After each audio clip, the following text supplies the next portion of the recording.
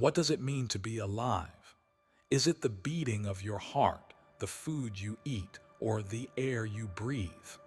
What if life could continue without any of those? Across the world, there are individuals who defy biology itself.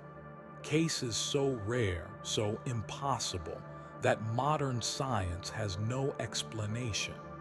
Take the case of Prahlad Jani, an Indian man who claimed to have lived for over 70 years without food or water, not even a sip. In 2010, he was placed under 24-hour surveillance by Indian military doctors. For 2 weeks, he consumed nothing. No food, no water, no urination, no defecation. And yet, he lived. Medical experts were baffled. How could a human survive without basic nourishment? Some believed it was a hoax. Others thought it pointed to a dormant potential inside us all, a forgotten connection between mind, body, and spirit. But no one could fully explain what they had witnessed. Then there are the stone people, sufferers of fibrodysplasia ossificans progressiva, a condition so rare that only a few hundred people on Earth are known to have it. In this disorder, the body turns soft tissue, like muscles, tendons, and ligaments, into bone. Over time, they become entombed within themselves, frozen, unable to move. Every fall, every injection, every bump could trigger more bone growth. Doctors can't operate. Surgery only makes it worse. There is no cure, no treatment, only the slow transformation into living statues. But perhaps even more terrifying are the parasites, not the kind you find on animals, the kind that live in people, in their eyes, in their brains. Imagine looking in the mirror and seeing something wriggling in your vision, or waking up with splitting headaches only to discover a tapeworm nesting inside your skull. This isn't science fiction. It's neurocysticercosis, a condition caused by parasitic larvae traveling to the brain and forming cysts. It can cause seizures, confusion, and even death, and it often goes unnoticed until it's too late. Then there are those who return from death, cases of spontaneous revival after being declared clinically dead. No heartbeat, no brain activity, gone. And yet minutes later, life returns.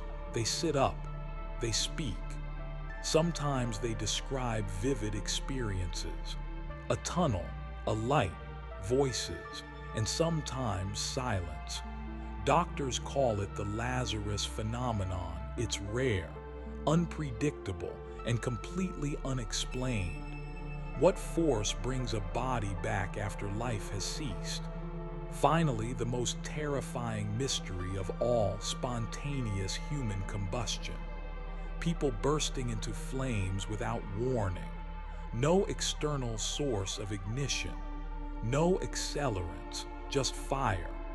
Often, the surroundings remain untouched. Furniture is intact. Walls are unharmed. And yet the body is reduced to ash, bones charred, organs vaporized.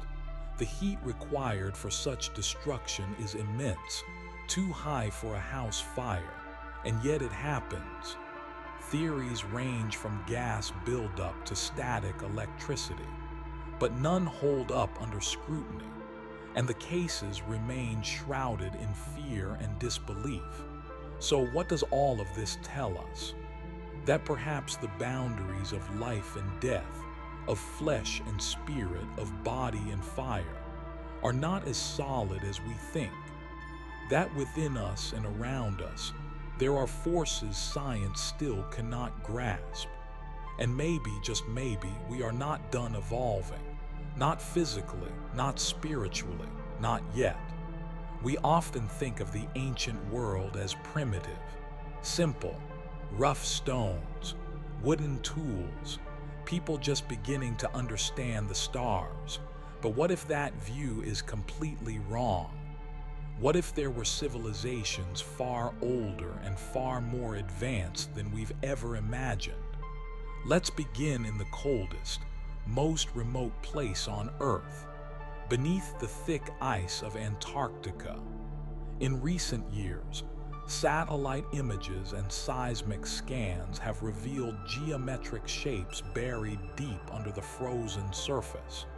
Some say they are nothing, just tricks of light, but others believe they may be pyramids, ancient structures lost to time and swallowed by the ice. If true, they could rewrite everything we know about the history of humanity and about Antarctica itself. From ice to sand, we move to Egypt. The Great Pyramid of Giza has been studied for centuries, but in 2017, scientists discovered something new, a massive void hidden deep within the pyramid.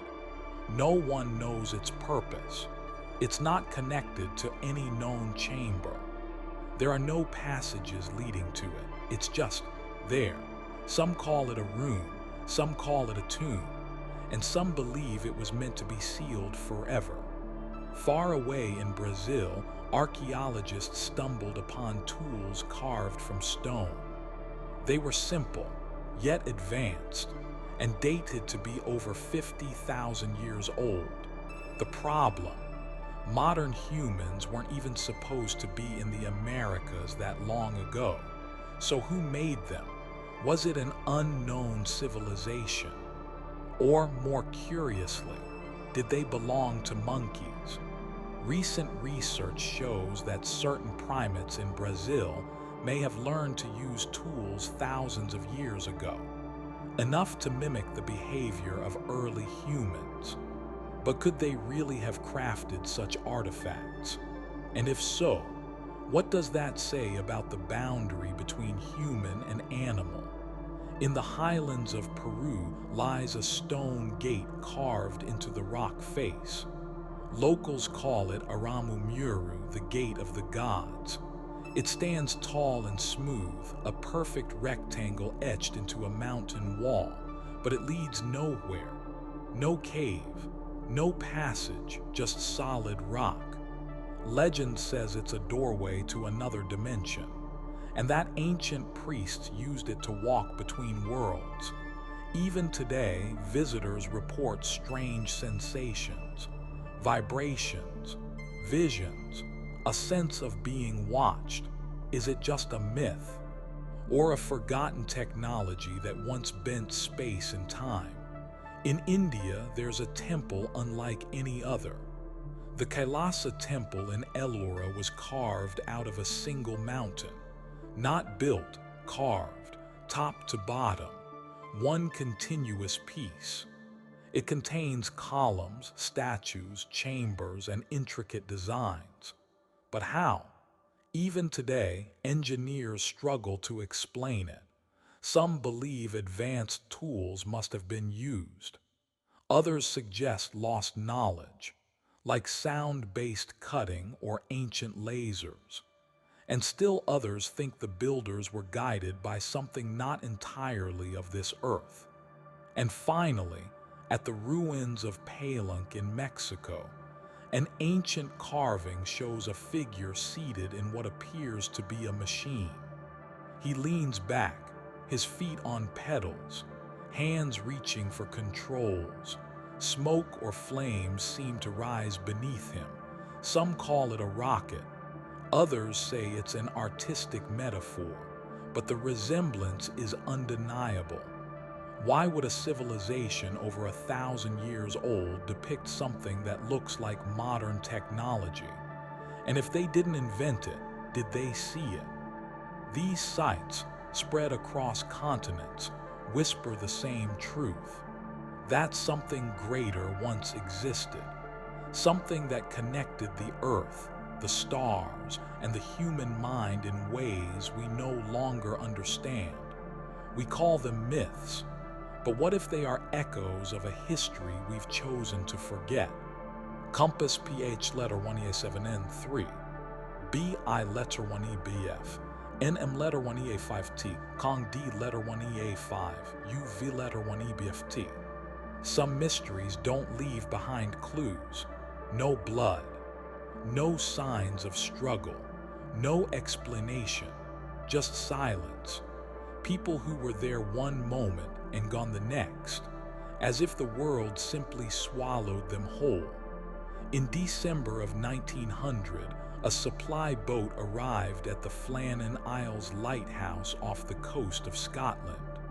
3 lighthouse keepers were stationed there. All 3 had vanished. The door was locked from the inside. The clocks had stopped. Meals were left uneaten. Coats were missing, but only 2. No bodies were ever found. The official report blamed a storm, but others whisper of something far stranger, a force that took them without a trace, a rip in the fabric of our world. Then there's the Mary Celeste, a merchant ship found drifting in the Atlantic in 1872, completely intact, cargo untouched, no signs of violence, but no crew, not a single soul. The lifeboat was missing, but the sea had been calm. Food and water were plenty. There was no reason to abandon ship. Some believe they were taken by pirates, by mutiny, or even by something from the sky. But no evidence was ever found. And the Mary Celeste still haunts maritime history. In Tokyo, a man boarded a subway train during rush hour. CCTV showed him enter. He sat down, he waited, but he never exited, not at the next station. Not at any station. He vanished while the train was in motion. Police searched every tunnel, every camera feed. Nothing. He had entered but never left. Was it a glitch in the system, or a glitch in reality? And then there's the man from Tord. In 1954, at Tokyo Airport, a man arrived with a passport from a country that didn't exist. Tord. He was calm, spoke several languages. His documents looked real. Officials detained him for questioning. They placed him in a guarded hotel room. But by morning, he was gone, without opening the door, without passing security. And all of his documents had vanished too. No one ever saw him again. Was he a time traveler? A visitor from another dimension? Or something else entirely? Finally, we arrive at the Michigan Triangle, a region in the Great Lakes where ships, planes, and people go missing. In 1950, Northwest Flight 2501 disappeared from radar over Lake Michigan. All 58 people aboard were lost. To this day, not a single body has been recovered. Divers still search the depths. But what they find are strange magnetic anomalies, shifting compasses, flickering electronics, even balls of light that float just beneath the water's surface. Some say it's nature. Others say the triangle is alive. Each of these vanishings leaves behind a single question. What if our world has edges, thin places where reality frays, and sometimes, just sometimes, something reaches through and takes? Some mysteries don't leave behind clues. No blood, no signs of struggle, no explanation, just silence. People who were there one moment and gone the next, as if the world simply swallowed them whole. In December of 1900, a supply boat arrived at the Flannan Isles lighthouse off the coast of Scotland. 3 lighthouse keepers were stationed there. All 3 had vanished. The door was locked from the inside. The clocks had stopped. Meals were left uneaten. Coats were missing, but only two. No bodies were ever found. The official report blamed a storm, but others whisper of something far stranger, a force that took them without a trace. A rip in the fabric of our world. Then there's the Mary Celeste, a merchant ship found drifting in the Atlantic in 1872, completely intact, cargo untouched, no signs of violence, but no crew, not a single soul. The lifeboat was missing, but the sea had been calm. Food and water were plenty. There was no reason to abandon ship. Some believe they were taken by pirates, by mutiny, or even by something from the sky. But no evidence was ever found. And the Mary Celeste still haunts maritime history. In Tokyo, a man boarded a subway train during rush hour. CCTV showed him enter. He sat down, he waited, but he never exited, not at the next station. Not at any station. He vanished while the train was in motion. Police searched every tunnel, every camera feed. Nothing. He had entered but never left. Was it a glitch in the system, or a glitch in reality? And then there's the man from Tord. In 1954, at Tokyo Airport, a man arrived with a passport from a country that didn't exist. Tord. He was calm, spoke several languages. His documents looked real. Officials detained him for questioning. They placed him in a guarded hotel room, but by morning he was gone, without opening the door, without passing security, and all of his documents had vanished too. No one ever saw him again. Was he a time traveler? A visitor from another dimension, or something else entirely? Finally, we arrive at the Michigan Triangle, a region in the Great Lakes where ships, planes, and people go missing. In 1950, Northwest Flight 2501 disappeared from radar over Lake Michigan. All 58 people aboard were lost. To this day, not a single body has been recovered. Divers still search the depths, but what they find are strange magnetic anomalies, shifting compasses, flickering electronics, even balls of light that float just beneath the water's surface. Some say it's nature, others say the triangle is alive. Each of these vanishings leaves behind a single question. What if our world has edges, thin places where reality frays, and sometimes, just sometimes, something reaches through and takes? The night sky has always been full of wonder, but sometimes it watches back. For centuries, people around the world have looked up and seen things they couldn't explain.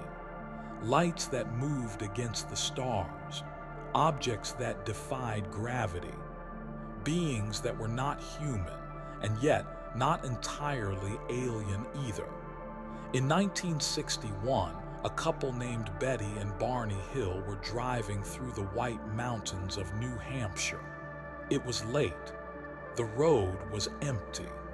Suddenly, a strange light appeared in the sky.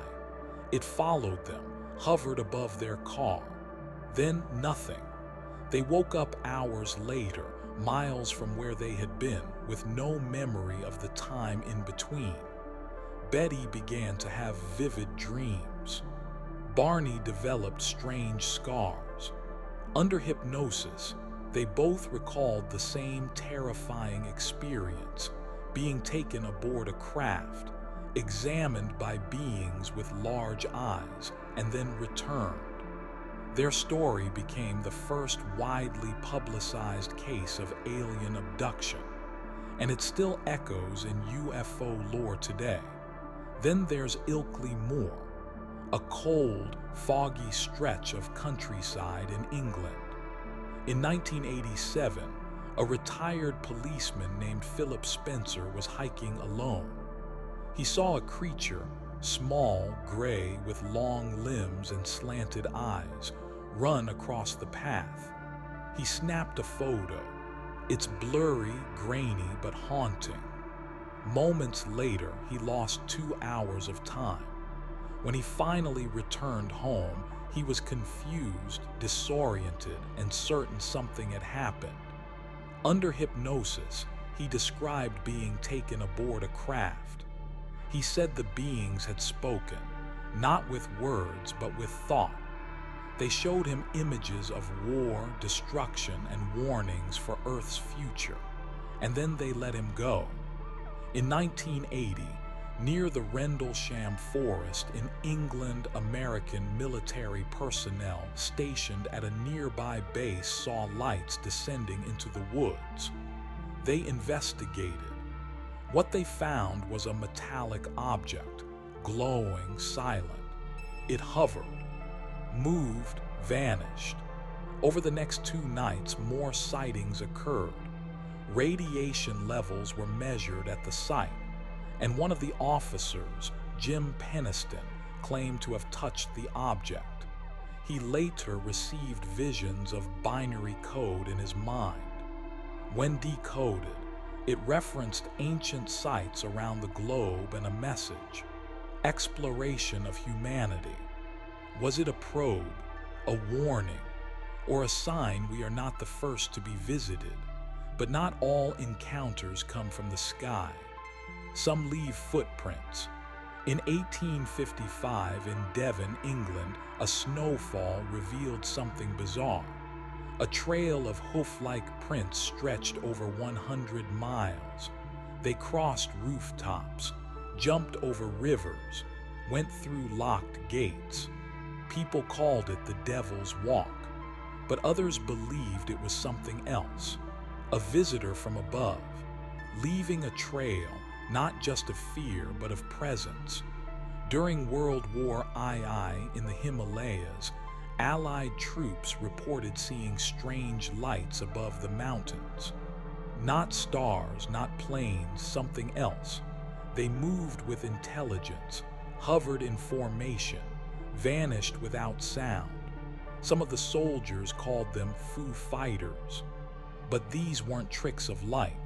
They were observed through binoculars, tracked, and never explained.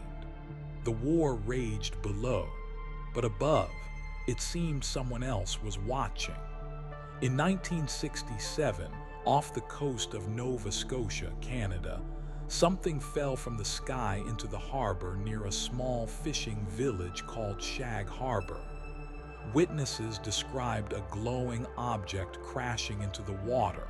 It didn't explode. It sank slowly, leaving a yellow foam. Military divers searched the site for days. They found nothing, but unofficially, rumors spread. Divers had seen a metallic object resting on the seafloor, still glowing. And then it was gone, just gone. Across these stories runs a single thread. Something has been visiting us, not once, not by accident, but over and over. Different decades, different continents, same silence, same fear, same unshakable feeling that we are not alone. What if the future isn't coming, but already written?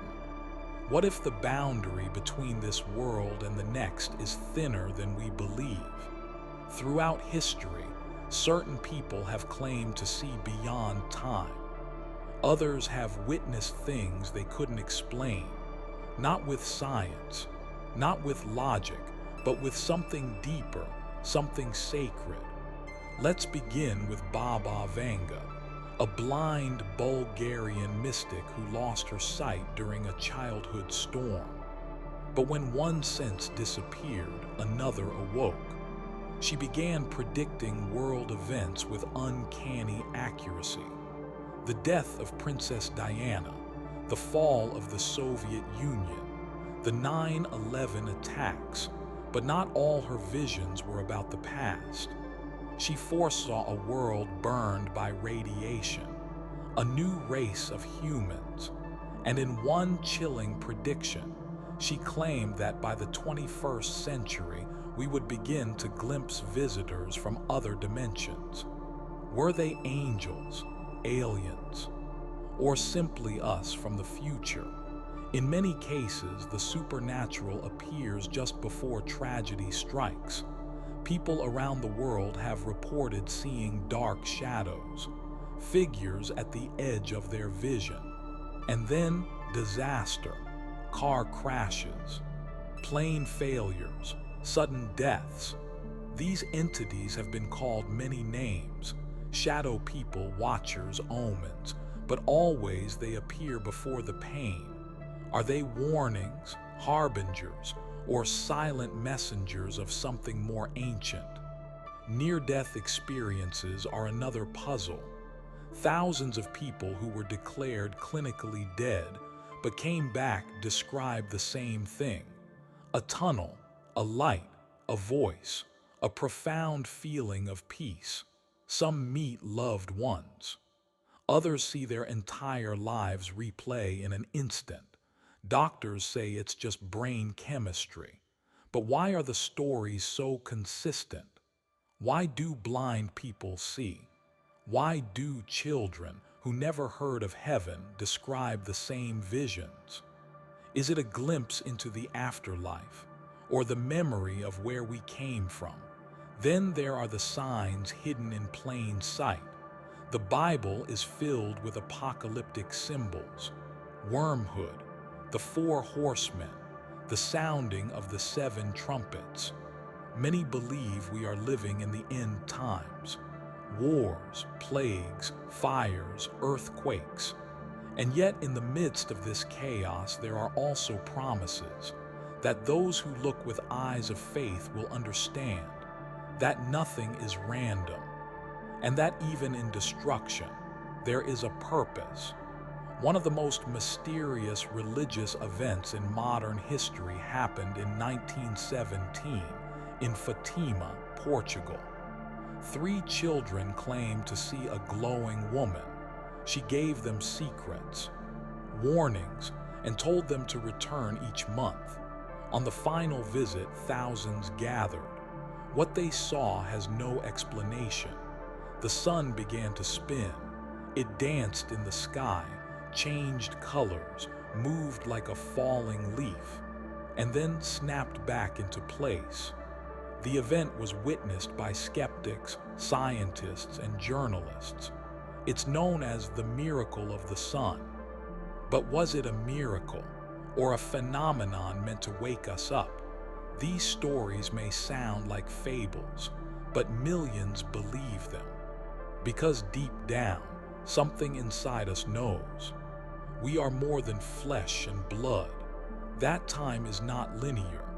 That life does not end in death. And that's somewhere between heaven and earth.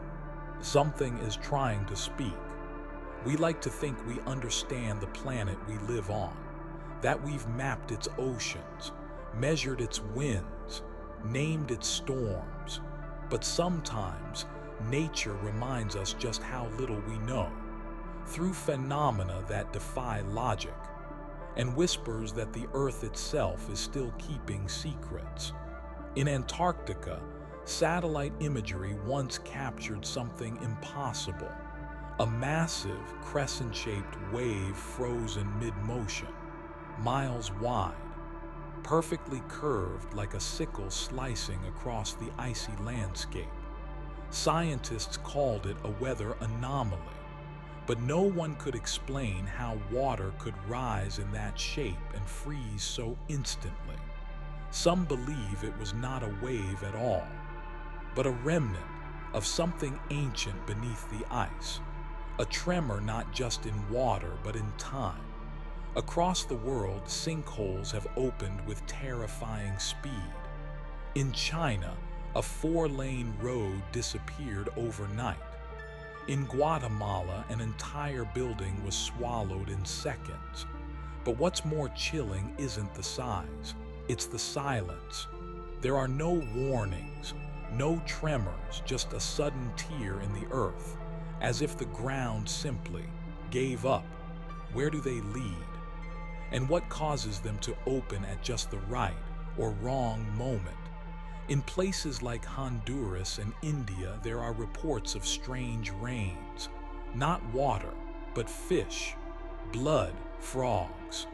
In Yoro, Honduras, residents call it lluvia de pex. It happens like clockwork. A storm rolls in, and when it clears, hundreds of live fish are flopping in the streets. No rivers nearby, no explanation. Some say it's a miracle. Others think it's something darker, a message, or a glitch in the laws of nature. Then there are the ice circles, perfectly round discs of rotating ice that appear on rivers in Maine, Norway, and Estonia. They spin in place, slowly, silently, like cosmic clocks keeping time only they understand. Some are as large as a football field, too symmetrical to be chance, too persistent to be coincidence. Scientists offer theories, but none explain the eerie precision, or the way the circles vanish just as suddenly as they arrive, leaving behind nothing but still water and questions. In some forests, silence is more terrifying than sound. There are places on Earth where birds do not sing, where animals avoid the canopy, and even wind seems afraid to rustle the leaves. These places have names, like Aokigahara in Japan or Hoia Baciu in Romania, but they share a feeling of being watched, of being unwelcome. In these woods, compasses spin, lights flicker, and people go missing. Some call them haunted. Others believe the earth remembers certain traumas and marks them. From frozen waves to rains of blood, from spinning ice to silent woods, the earth is not just a planet, it is a living mystery, and every so often it reminds us that we are not its masters, only its guests. Some mysteries don't belong in any category. They don't fit into science.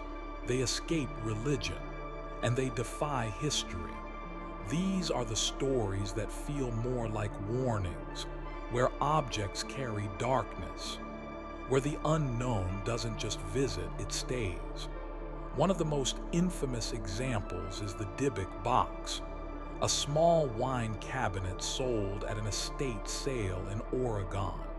Its new owner, a young man, soon began experiencing nightmares. So did his family. They saw shadows, they heard voices, and the box smelled of jasmine and decay. Inside were strange items, locks of hair, a stone tablet, and a goblet. But what truly disturbed him was the legend. The box was said to contain a Dybbuk, an evil spirit from Jewish folklore, one that can attach itself to the living. Each new owner of the box suffered misfortunes, illness, financial ruin, mental breakdown. Some tried to destroy it. Others tried to bury it, but the curse always returned. It now sits sealed in a museum, never to be opened again. But not all cursed objects are small. In London, there is a painting known as the Anguished Man. It shows a faceless figure, distorted and screaming. Its owner claimed the painting was mixed with human blood, and that every night it wept. Doors slammed on their own. Crying was heard from empty rooms. And one night, the owner awoke to find the painting had moved on its own. He eventually locked it in his basement, but the nightmares didn't stop. In Tokyo, a haunted phone number once circulated. It ended in the digits 9044 4444 44. The number 4 in Japanese culture is associated with death, and those who dialed it reported hearing strange sounds, screams, whispers, even their own voices played back. Several people who called the number were said to have died mysteriously within a week. The number has since been deactivated, but urban legends say it still rings if you're alone. Then there's the legend of the cursed chair of death. In North Yorkshire, England, there is a 300-year-old wooden chair that hangs from the wall of a pub. Why? Because anyone who sat in it was said to die shortly afterward. Soldiers, builders, curious tourists, they all met untimely ends. One man scoffed at the tale, sat in it, and died in a car crash the same day. Since then, the chair was chained to the wall, never to be touched again. And in the American Southwest, there are reports of the skinwalker, a shapeshifter from Navajo lore. Not quite human, not quite animal. It's said to wear the skin of the creatures it mimics, to move silently through the night, and to curse anyone who speaks its name aloud. People who encounter it often report a chilling silence, a feeling of dread, and glowing eyes watching from the darkness. Whether it's myth or something more, no one dares investigate too closely. These mysteries aren't just unsolved, they are unwelcomed. Stories that don't want to be told, objects that want to be left alone, places where reality bends and logic breaks. And sometimes the scariest thing isn't what we don't know, it's what we're not meant to understand. Some mysteries are meant to be solved, others are meant to be feared. But the ones that haunt us most are the ones that remain silent. They sit in forgotten journals, in dark corners of the internet, in stories passed down from those who swore they'd seen something. And no matter how many years pass, they never really go away. So maybe the question is, will we ever find the truth? Maybe the real question is, can we handle it? Because every mystery begins with a moment, a shadow, a sound, a disappearance. And before we know it, we're left staring at the impossible, trying to make sense of a world that never wanted to be explained. But in that darkness, there's wonder, there's awe, and there's you, still asking questions, still refusing to forget. And that's where the real story begins. Be sure to subscribe to the channel and turn on notifications. We'll see you in the next video.